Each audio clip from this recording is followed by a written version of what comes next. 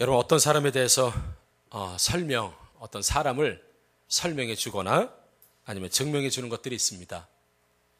그 사람에 대해서 신분을 증명해 주는 게 신분증이 있죠. 우리 주민등록증이 있을 수 있고 또 운전면허증 있을 수 있습니다.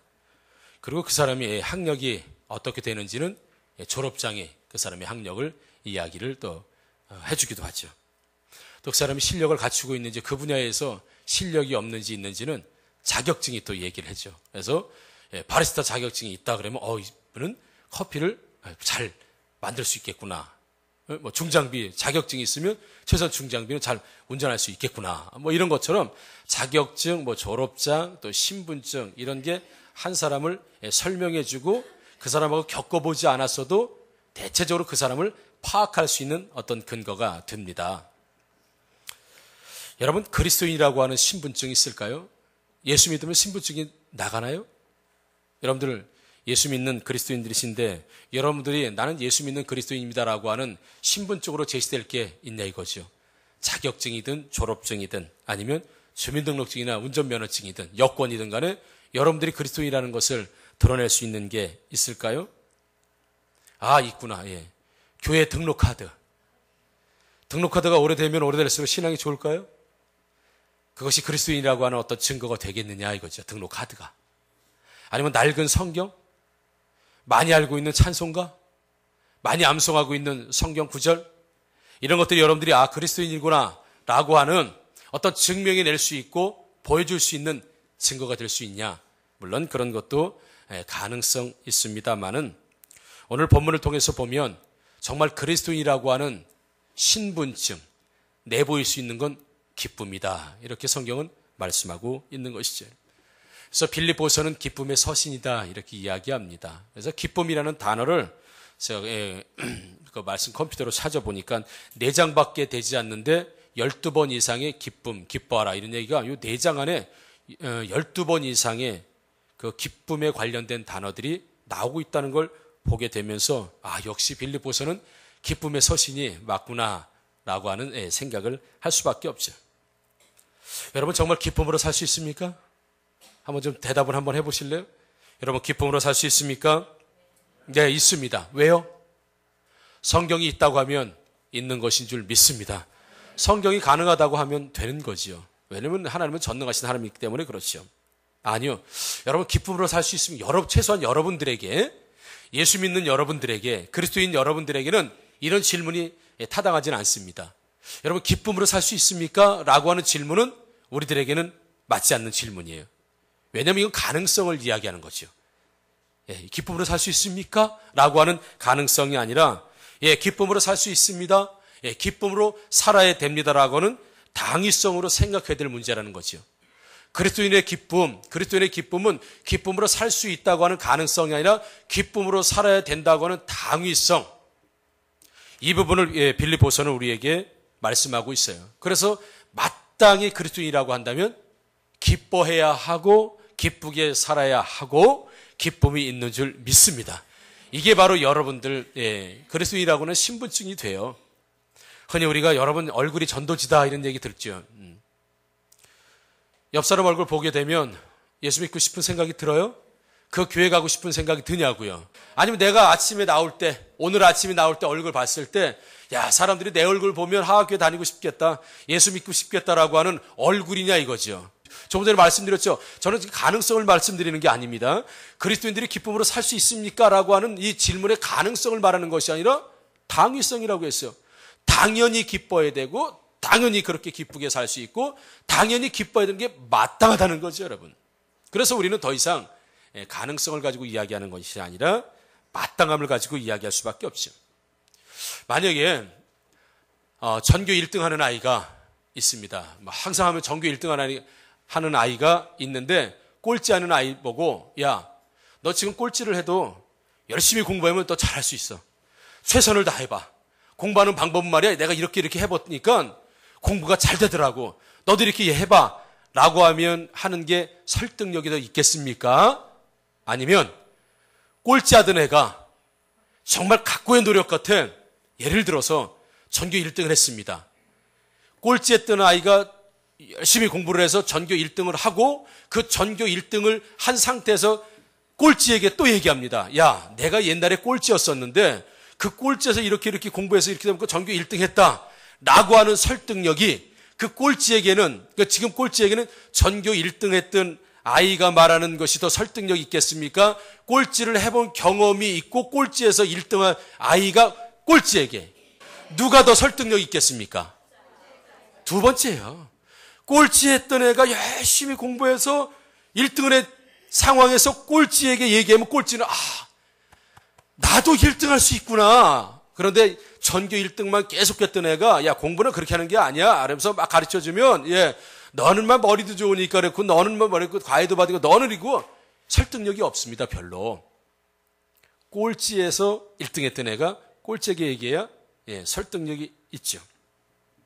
재벌 2세로 태어나서 승승장구하고 잘 사는 사람이 가난한 노동자에게 가서 부자로 살려면 어떻게 살아야 된다고 강의하면 여러분 그 노동자들이 그 설득 되겠습니까?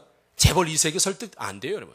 그러나 가난한 노동자에서 시작해서 정말 CEO가 되고 최고의 탑의 자리에 올라간 사람이 내가 과거의 노동자의 자리 예를 들자면 가난한 시절서부터 올라왔던 어떤 인생 스토리를 얘기해 주게 되면 누가 더 설득력이 있겠습니까? 당연히 후자 아니겠습니까?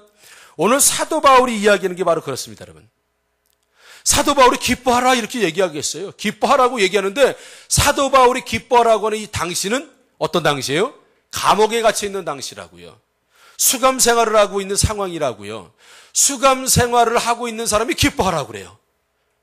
예를 들어서 왕궁에서 호의호식하면서 모든 편의를 제공받는 사람이 형제여 가난하지만 기뻐하세요 라고 하면 너는 부자니까 기뻐하고 너는 먹을 거 많으니까 기뻐하고 너는 편하니까 기뻐할 것이지 라고 얘기할 수 있어요. 얼마든지. 그 기쁨에는 설득력이 없습니다. 아무리 그 사람이 얘기해도 그 기쁨이 나에게 오지 않아요. 설득 이해 안 됩니다. 그렇지만 사도 바울은 지금 최소한 감옥에 갇혀서 차디찬 감옥에 갇혀서 도저히 기뻐할 수 없는 상황에서 성도들을 향해서 기뻐하라고 말하는 이 사도 바울의 기쁨은 분명히 설득력이 있다는 겁니다. 어떤 설득력이요? 최소한 환경이 주는 설득력은 환경이 주는 기쁨은 아니라는 거예요. 환경은 그 사람을 기쁨을 줄 수 있는 환경이 아닌데 그 기쁨을 줄 수 없는 환경에서도 기뻐하라는 것을 보게 되고 자신 자체가 기뻐하는 걸 보게 되면 이것은 우리에게 주는 설득력이 하나님 말씀 이전에 하나님 말씀이기 이전에 사도 바울에게 기뻐하라고 하는 건 우리에게 엄청난 설득력 여러분 있지 않겠습니까? 사도 바울은 환경 때문에 최소한 지금 기뻐하고 있는 건 아닙니다. 우리가 대부분 기뻐하는 건 환경 때문에 기뻐하죠. 아이가 공부 잘 성적이 올라가면 아이보다 엄마가 더 좋아요. 돈을 잘 벌면 돈 때문에 기뻐하고 일이 잘 되면 일이 잘 된 것 때문에 기뻐하는 우리의 대부분의 기쁨은 환경 때문에 기뻐하죠. 그러나 환경이 나빠지면 그렇지 않죠. 이제 기쁨이라는 게 싹 가시죠. 그런 우리들이 경험하는 기쁨과 이 사도 바울이 경험하는 기쁨은 근본적으로 다른 기쁨이라는 것이죠. 좀 전에 말씀드렸지만 최소한 사도 바울은 환경이 주는 기쁨이 아닌 환경을 초월한 무언가의 기쁨을 지금 가지고 있기 때문에 이 열악한 환경과 이 인간으로서 견디기 힘든 이 상황에서도 기뻐하고 있고 기뻐하라고 하는 이 기쁨은 최소한 사도 바울보다는 환경이 좋은 우리들 가운데서는 충분히 받아들일 만한 설득력을 가지고 있다라는 거죠. 얼마 전에 어느 성도님이 인상이 별로 좋지 않고 그냥 영 표정이 좋지 않아요. 그래서 집사님 왜 이렇게 요즘 표정이 어둡고 그렇습니까? 그랬더니 요즘 웃을 일이 있어야죠. 그리고 이제 지나가더라고요. 요즘 웃을 일이 있어야죠. 그 얘기는 웃을 일이 생겨야 웃는다는 거죠. 이 안에서 나오는 웃음이 아니라 외부에서 공급되는 웃음거리가 없다는 거예요. 외부에서 웃을 일이 있어야 웃지요. 근데 사도 바울은 지금 웃을 일이 없어도 웃고 있는 거예요. 우리의 웃음과 우리의 기쁨과 사도 바울은 지금 다른 걸 볼 수 있습니다. 환경을 초월한 기쁨, 환경을 뛰어넘는 기쁨, 처지와 환경을 넘어서는 기쁨. 오늘 말씀해 보면 주 안에서 기뻐하라. 라고 말씀하고 있다고 한다면 최소한 환경이 주는 기쁨이 아니는 환경을 뛰어넘는 기쁨은 주님 안에서 이루어지는 기쁨인 줄 믿습니다, 여러분. 지금 사도 바울이 왜 감옥에 갔습니까? 주의 일 하다가. 주의 일 하다가 갔어요. 주의 일 하다가 감옥에 간 겁니다. 그런데 주의 일 하다가 갔으니 사도 바울은 기쁜 겁니다. 몇몇 가지 소개해 드릴까요, 여러분? 누가복음 10장 보게 되면 예수님이 제자들을 2명씩 파송해서 전도를 보냅니다. 전도를 나갔다 온 제자들이 뭐라고 보고하냐면 제자들이 기쁨으로 돌아왔다라고 되어 있습니다. 전도하고 돌아오면서 아주 기쁨으로 돌아왔다고 하는 거예요. 그런데 가게 되면 예수님께서 야, 너희들을 이리 가운데 내보내는 것 같아서 참 마음이 불안하고 안타깝단 말이죠. 예. 이 전도의 현장은 어서 옵시오라고 하는 VIP 대접을 받는 자리가 틀림없이 아닙니다. 전도의 자리는 핍박의 자리입니다. 멸시의 자리입니다. 조롱의 자리예요. 그런데 전도 나갔다 온 제자들이 기쁨으로 돌아왔다라고 했어요. 주의 일 하다가 말이죠. 요한복음 16장 24절 지금까지는 너희가 내 이름으로 아무것도 구하지 아니하였으나 구하라 그리하면 받으리니 너희 기쁨이 충만하리라. 아멘. 뭐 할 때 기쁨이 충만하다? 기도할 때. 지금까지는 너희가 내 이름으로 기도하지 않았을 때 지금부터 기도하라. 기도하면 뭐 한다? 기쁨이 충만하다. 성경은 분명히 기도할 때 기쁨이 충만하다고 했습니다. 기도할 때 기뻐한다고 했습니다, 여러분. 또 하나 볼까요? 사도행전 2장 46절 봅니다. 날마다 마음을 같이하여 성전에 모이기를 힘쓰고 집에서 떡을 떼며 기쁨과 순전한 마음으로 음식을 먹고 뭐예요? 모일 때 성도가 모일 때 기뻐했다라고 되어 있습니다. 성도가 모일 때. 또 하나 보겠습니다. 사도행전 5장 41절입니다. 사도들은 그 이름을 위하여 능력받는 일에 합당한 자로 여기심을 기뻐하면서 공의 앞을 떠나니라. 아멘. 뭐 할 때요? 핍박당할 때. 사도들은 그 이름을 위하여 능력받는 일이라고 해서 능력, 무시, 멸시, 조롱, 매맞음, 돌에 맞음 이런 일들을 당했는데도 불구하고 예수 믿는 합당한 자로 여기심, 능력받는 걸 기뻐했다라고 되어 있습니다. 이게 환경적인 기쁨입니까? 우리가 원하는 환경적인 기쁨은 절대 아닙니다. 우리 성경을 통해서 보게 되면 기쁨이라고 표현되어 있는 말씀이 뭐예요? 전도할 때, 기도할 때, 모일 때, 심지어는 뭐 할 때? 심지어는 핍박당할 때, 핍박당할 때도 기뻐했다고 했습니다. 이게 환경이 주는 기쁨이냐 이거죠. 그래서 여러분, 진정한 기쁨은요, 주의 일을 할 때 오는 기쁨이 진정한 기쁨인 줄 믿습니다, 여러분. 주님과 관계되는 데서 기쁨이 온다는 걸 우리 알 수 있어요, 여러분. 그러니까 우리가 지금까지 추구했던 기쁨과 성경이 말하는 기쁨은 차원이 다른 기쁨입니다. 드라마 보고 웃었던 거 끝나면 다 잊어버립니다. 영원한 기쁨 됩니까?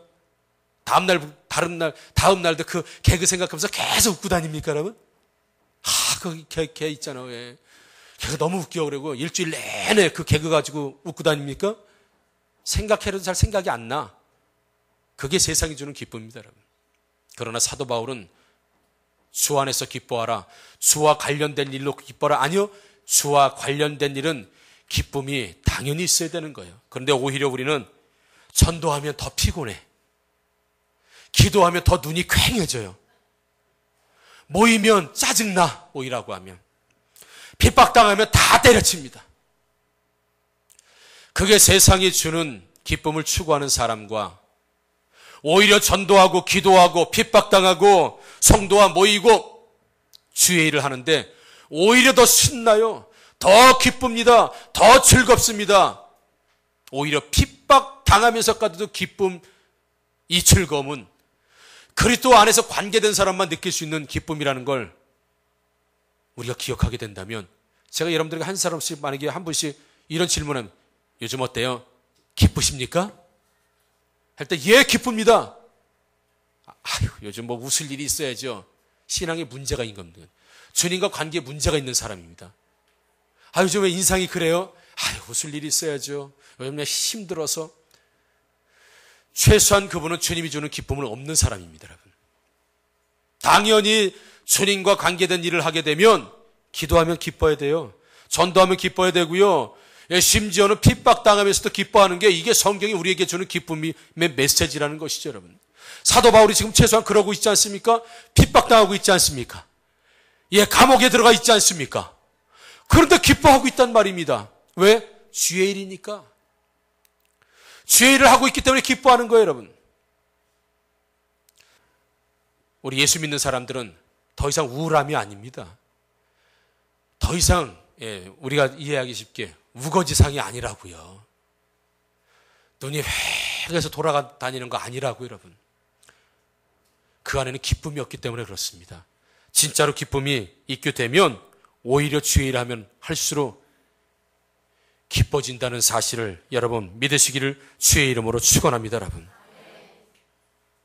왜 주의 일 하는데 피곤하냐 이거죠. 왜 주의 일 하는데 눈이 퀭해가지고 점점 무기력이 빠지는 사람도 있습니다. 결국엔 주의 일 하다가 탈진하는 사람도 있다는 것입니다, 여러분. 왜 그럴까요? 2절, 개들을 삼가고 행악하는 자들을 삼가고 몸을 상해하는 일을 삼가라. 아멘. 자, 개들을 삼가고 행악하는 자들, 이 사람들은 바리새인들을 얘기합니다. 여러분, 신앙생활에 있어서 주의 일 하면서 기쁘지 않고 자꾸 무기력해지고 피곤해지고 눈이 퀭하게 들어가고 하는 일들이 있습니다. 주의 일 하면서 짜증나고 기뻐하지 않는 일. 왜냐하면 바리새인들처럼 형식적인 신앙생활을 하기 때문에 그렇습니다. 형식적인 신앙생활, 습관적인 신앙생활, 기대도 없고 기도도 없고 이런 신앙생활을 하게 되면 하면 할수록 힘들어집니다. 찬양하면 할수록 힘이 빠져요. 기도하면 할수록 힘들어집니다. 봉사하면 할수록 골병듭니다. 전도하면 할수록 힘들어져. 가급적이면 그래서 전도 자리에 안 나오려고 하고 가급적인 기도 자리에 안 하려고 하고 힘드니까 가급적 안 모이려고 하고 그리고 값싼 웃음에다가 시간을 파는 사람 얼마든지 있습니다. 왜요? 개들을 삼가라. 행악자들을 삼가라. 그들이 형식적으로 하는 저런 신앙생활에는 기쁨이 없다는 겁니다. 그러나 나는 주 안에서 기뻐하고 있다는 거죠. 감옥이지만 주님의 일을 하다가 핍박당하는 나 기뻐하니 너희들도 기뻐하라. 대신에 주의 일 하면서 왜 기쁨이 사라지냐? 형식적인 신앙생활, 기대 없는 신앙생활, 주님에 대한 어떤 사랑 없이 하는 모든 주의 일들은 오히려 더 무기력해지고 신앙생활에 피곤함만 가져오니 그런 형식적인 신앙생활에 조심하라 라고 사도 바울은 우리에게 말씀하고 있습니다. 형식적인 신앙생활하면 참 신앙생활 힘듭니다, 여러분. 하면 할수록 어렵습니다. 이게 사도 바울이 지금 조심해야 될 것, 기쁨을 빼앗아가는, 주의 일하다가 기쁨을 빼앗아가는 것, 이거 조심하라고 있어요. 바로 습관적인 신앙생활, 이런 부분들. 그렇다면 주의 일을 하면 할수록 더 기뻐하고 즐거울 수 있는 길이 뭐냐 이거죠.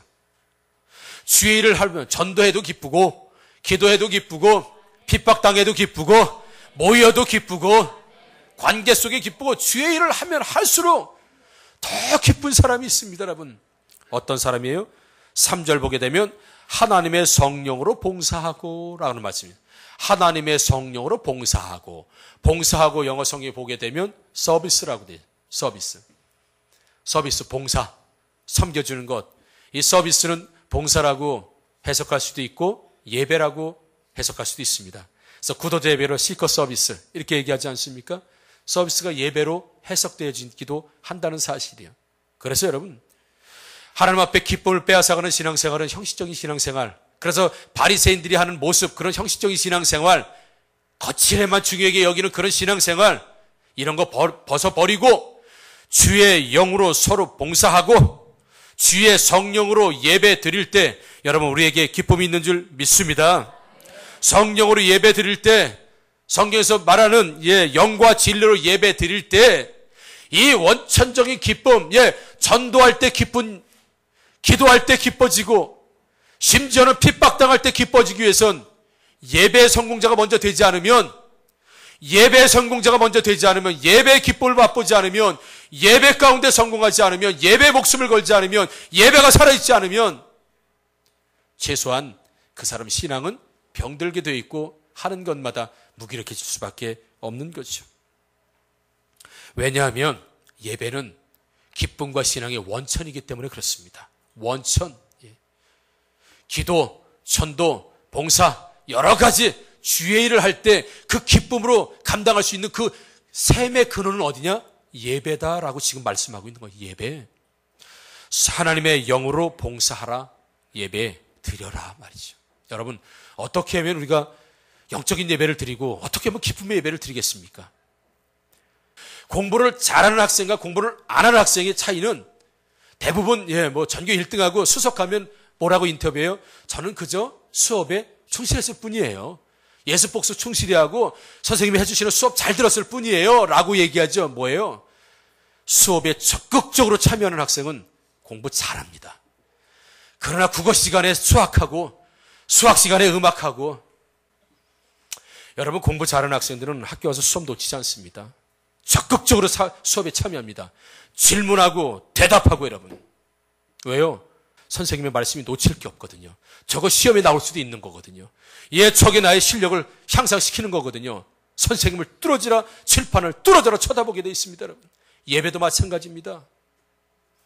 적극적으로 여러분들이 예배에 참여할 때 예배가 살아있는 예배가 될 줄 믿습니다. 여러분 순서를 어떻게 바꾸느냐, 뭐 조명을 어떻게 켜느냐, 분위기가 어떠냐라는 것도 중요할 수도 있겠지만 중심 뭐예요? 나예요. 나. 적극적으로 찬양하고요, 적극적으로 기도하고, 적극적으로 아멘하고, 그 예배 요소 시간마다 뚫어지게 말씀을 한 말씀도 놓칠까? 적극적으로 예배를 그 순서순서 참여할 때 여러분 한번 예배를 그렇게 드려보라고요. 뭐 기쁜 일이 있어요. 뭐가 감동이 돼야지. 감동 안 되더라도 그렇게 해보라니까요. 감동이 안 되더라도 열심히 아멘 해보시고, 그래도 안 하는 사람이 7명이나 있어요. 아멘이 그래도 해보라니까요, 여러분. 적극적으로 참여하다 보면 온전히 예배가 살아납니다, 여러분. 뭐 살려줘야 살죠라고 하지 말고 예배 열심히 아멘 하고요. 찬양할 때도 먼 산 쳐다보고 그냥 잊지 말고 찬양할 때 열심히 찬양해보세요. 그 가사를, 의미를, 주님이 주시는 임재하심을 기대하면서 열심히 찬양하고요. 아멘하고 기도할 때도 좀 하고. 조금 전에 수업 우리 학생 말씀드렸잖아요. 공부 잘하는 학생 수업에 열심히 참여합니다. 수업에 열심히 참여하지 않는 학생 치고 공부 잘하는 학생도 있긴 있어요. 컨닝하는 학생 마지막에. 그러나 신앙의 구원은 컨닝이 없습니다. 어느 순간 확 가기 때문에 준비할 시간이 없어요. 그래서 예배 드릴 때 살아있는 예배, 은혜가 되는 예배가 드리기 위해서는 예배에 집중해야 돼. 예배 집중. 여러분 말씀에 시간은 말씀에 집중해야지 머리에서 온갖 잡생각, 최씨, 이씨, 김씨 다 생각나고 말이야. 일주일 스케줄 다 짜고 앉아있고, 지나온 일주일 계속 생각하고 있고, 그때 내가 그거 했어야 되는 건데 말이야. 예배 시간에 여러분 노력하셔야 돼요. 예배에 그게 예배를 사모하는 사람 마음이에요. 그러다 보면 어느 순간에 여러분 막 감동이 옵니다. 물론 예배를 잘 기획하고 준비하고 말씀대로 이 전하는 사람 자체도 은혜가 되고 해야 되지만, 여러분들이 또 준비하셔야 될 분은 적극적으로 준비할 때 예배가 사는 줄 믿습니다. 여러분 그 예배에서 감격을 느끼고 즐거움을 느끼는 사람은요, 예배가 끝나도 즐겁습니다. 봉사를 해도 즐거워. 예배, 여러분 정말 살아있는 예배를 드리게 되면 봉사도 즐겁고 전도도 즐겁고 기도도 즐거운데, 예배에 무기력하고 계속 맷돌 갈면서 중간중간 엑기스도 나오고, 이런 예배를 드리면 예배 일어나는 순간 다 싫습니다. 다 무기력해져요. 적극적으로 예배를 참여하고 예배 기쁨으로 여러분 일어나면 막 다 기뻐지는 거예요, 여러분. 그래서 주 안에서 기뻐할 수 있는 이유는 하나님의 영으로 예배하라. 사도 바울이 그렇게 말씀하고 있는 줄 믿습니다. 요한복음 4장 23절 아버지께 참되게 예배하는 자들은 영과 진리로 예배할 때가 오나니 곧 이때라. 아버지께서는 자기에게 이렇게 예배하는 자들을 찾으시니라. 할렐루야. 하나님이 찾으시는 예배자 되기를 주님의 이름으로 축원합니다. 여러분 아주 오래전 일입니다. 제가 이제 집사로 있을 때 부부싸움을 이제 크게 했지요. 부부싸움을 크게 했습니다. 부부싸움 했어요. 하필 말이야지. 주일 아침에 그래 막 그때 집사람은 주섬주섬, 우리 아내는 주섬주섬 뭐 하고 교회 갈 준비해요. 나는 이제 더 속색이려고 이제 뭐예요? 남자들이 잘 쓰는 무기 있습니다. 나 교회 안 가. 부부싸움은 교회 안 가. 저도 부부싸움은 교회 안 가. 왜? 교회 안 가면 우리 아내가 속상해하는 거 알고 있거든요. 그래서 예배 안 갑니다. 그냥 누워있는 거예요. 예배 가자고 몇 번 그러더라고요. 예배 시간 됐으니까 예배 가자고. 당신이 갔다 와? 예배 안 간다. 큰 소리 치고 말해요. 아니, 싸우는데 그렇게 하면 예배 같아? 위선자야? 막 이제 그랬어요. 그래가지고 예배 드리면 하나님 받으실 것 같아요. 그래서 예배 받으시고 안 받으시고는 하나님이 결정하십니다. 나한테 그래요. 나는 부부싸움보다 예수님이 더 소중합니다. 나는 예수님하고 싸우고 싶지 않습니다. 나는 예배가 소중해요. 그리고 하는 거예요. 오더니 불길 같은 성시요. 그리고 막 노래를 하면서 들어와네. 그러면서 야, 부부싸움하고 왔는데도 예배 드리고 오더니 저렇게 회복이 되네? 치료가 되네? 여러분, 예배는 그런 겁니다. 부부싸움하고 관련 없는 거예요. 내 기분하고 관련 없는 거라고요. 내 상황하고 관련 없는 거라고요, 여러분. 그게 영과 진리로 예배드리는 사람의 태도예요. 싸우고 와도 괜찮아요, 여러분. 엘리베이터까지 와서 예를 들어서 5층 눌렀는데 아내가 4층 눌렀다고 싸워도 괜찮아요. 싸우고 와도 도로 내려가면 안 됩니다. 여러분, 예배는 우리의 사생활, 감정, 기분하고는 전혀 관계없는, 예배는 예배가 주는 능력이 있는 줄 믿습니다, 여러분. 예배 잘 들으면 기쁨이 오게 되어 있습니다. 그래서 사는 게 기쁘지 않으신 여러분, 예배 잘 드릴수록 적극적으로 한번 참여해 보시라고요. 적극적으로 순서마다 여러분 주인공처럼 하게 되면 그 기쁨이 우리들에게 원천적으로 제공될 줄 믿습니다. 또 하나, 예수님 자랑하라고 되어 있습니다. 예수님 자랑. 그렇죠? 하나님의 성령으로 봉사하며 그리스도 예수로 자랑하고. 여러분, 예수님 자랑하면서 화를 내면서 예수님 자랑하는 사람 봤습니까? 못 봤습니다. 예수님 자랑하는 사람 보면 싱글벙글 웃으면서 예수님 자랑합니다. 뭐 자랑할 게 있어야죠. 기분이 좋아야 자랑하죠. 우린 늘 그렇게 얘기해요. 뭐 웃을 일 있어요. 웃죠. 그게 우리들의 웃음이라고 하는 생각이에요. 뭐 기쁠 일 있어요. 기쁘죠. 아닙니다, 여러분. 안 기뻐도 예수 자랑하면 기쁨이 오는 줄 믿습니다. 기뻐해서 기분 좋아서 하는 이 예수 자랑은요, 그냥 감정일 뿐입니다. 기분 나쁘면 전도 안 나오고 기분 좋으면 나오고, 이건 감정이라고요, 여러분. 그거는 진정한 기쁨이 아니에요. 예수님 자랑하고 예배 잘 드리는 이 두 가지를 오늘 말씀드리고 싶은 거예요. 그러면 여러분 삶에 요즘 목사님 무슨 웃을 일이 있어야죠. 요즘 뭐 좋은 일이 있어야죠. 라고 하는 혹 환경이 된다라도 그래도 기뻐요. 그래서 그렇게 물어보는 거예요. 아니 뭐 이런 상황에서 뭐가 좋아서 웃음이 나와요? 예수님 때문에요. 그런 여러분들에게 주의 이름으로 축원합니다. 기쁠 일이 없어도 기쁨해야 되는데 그 기쁜 일이 없는 상황 속에서도 지금 웃을 상황이 안 돼서 웃음이 나와. 나도 모르게 웃음이 나와요. 저 사도 바울이 지금 그러고 있잖아요. 감옥 안에서. 그게 왜요? 여기서 주체할 수 없는 기쁨이 올라오는데 어떻게 할 거예요, 여러분? 올라오는 기쁨, 여러분 막을 수 있습니까? 못 막습니다. 막을 길이 없어요. 어디로 나타나요? 얼굴로 나타나고 몸으로 나타나고 그렇게 되는 거예요. 그런데 그 기쁨, 나도 주체할 수 없는 이 기쁨은 어디서 나오냐?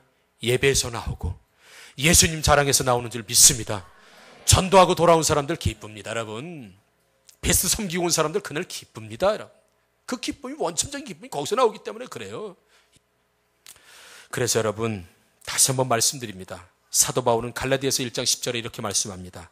이제 내가 사람들에게 좋게 하랴? 아니라는 겁니다. 하나님께 좋게 하랴? 사람들에게 기쁨을 구하랴? 내가 지금까지 사람들의 기쁨을 구하였다면 더 이상 그리스도의 종이 아니니라. 할렐루야, 여러분. 나는 사람을 기쁘게 할 사람도 아니고 사람으로부터 난 기쁨을 얻을 사람도 아니다.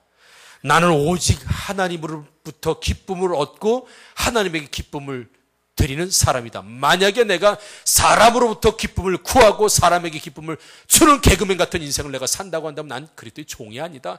나는 그리스도인이 아니다. 지금 말씀하고 있습니다, 여러분. 그래서 진정한 기쁨은 주의 일을 감당할 때 그 주의 일을 감당해서 진정한 기쁨을 누리기 위해서는 예배 잘 드리는 사람, 적극적으로 예배 드리는 사람, 적극적으로 예배 주인공으로 참여하는 사람, 적극적으로 예배에 목숨 거는 사람, 예수님 자랑 많이 하는 사람, 전도 많이 하는 사람, 영혼 살리는 일 많이 하는 사람들에게는 주님이 주시는 근본적인 기쁨의 근원을 제공됨을 통하여서 그 사람은 너 이런 상황에서 웃음이 나와! 라고 할 때 웃음이 나와요. 즐거움이 나온다고요. 이길 수 있는 줄 믿습니다, 여러분.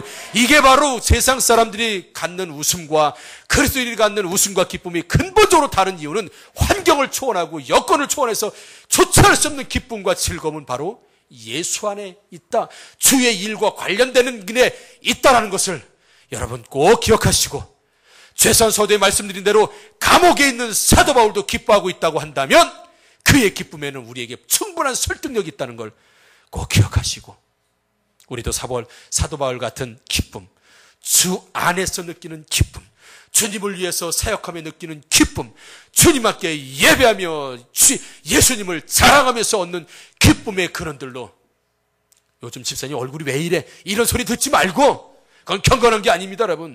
우울한 게 아닙니다. 그렇다고 쇼하라는 얘기는 아닙니다. 주체할 수 없는 주님 주시는 즐거운 기쁨으로 인해서 풍성하게 그렇게 사시고, 즐겁게 사시고, 웃으며 사시고, 기독교 기쁨입니다, 여러분. 순교 현장에서도 기뻐하고 있잖아요, 여러분. 그게 제정신입니까, 여러분? 그게 기독교예요. 핍박당하도 즐거워하고 있대. 이게 사람이 할 일입니까? 이게 기독교라고요, 여러분. 요즘 뭐 웃을 일이 있어야죠. 그래서 인상 쓰고 다니는 게 기독교입니까? 웃을 일이 없는데 웃음이 나와. 여러분, 그리스도인이라고 하는 신분증 내놓으십시오. 예수 믿는다고 하는 신분증 내놔요. 뭘로 내놓겠습니까? 여러분 얼굴로 보여주시기를 주의 이름으로 축원합니다. 그거 아니에요, 여러분. 그거 아니라고요.